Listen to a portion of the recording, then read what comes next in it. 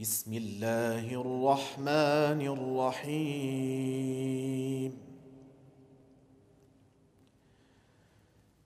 إن المنافقين يخادعون الله وهو خادعهم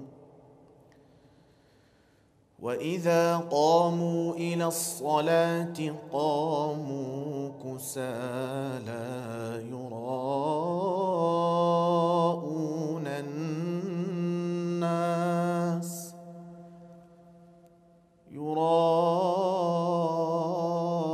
الناس ولا يذكرون الله إلا قليلا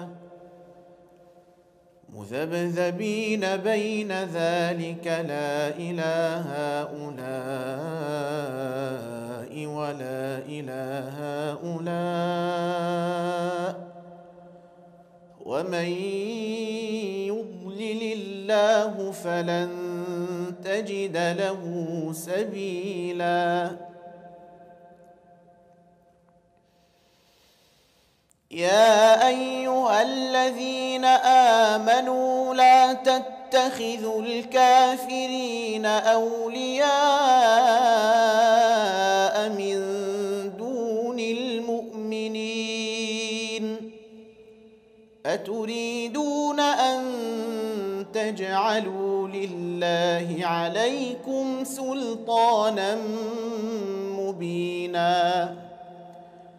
إن المنافقين في الدرك الأسفل من النار ولن تجد لهم نصيرا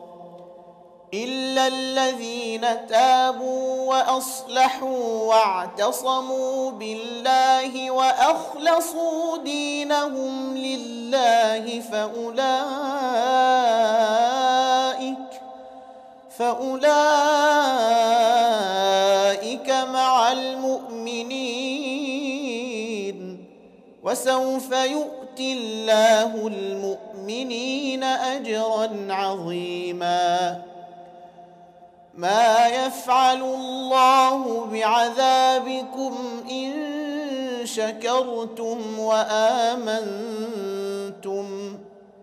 وكان الله شاكرا عليما. صدق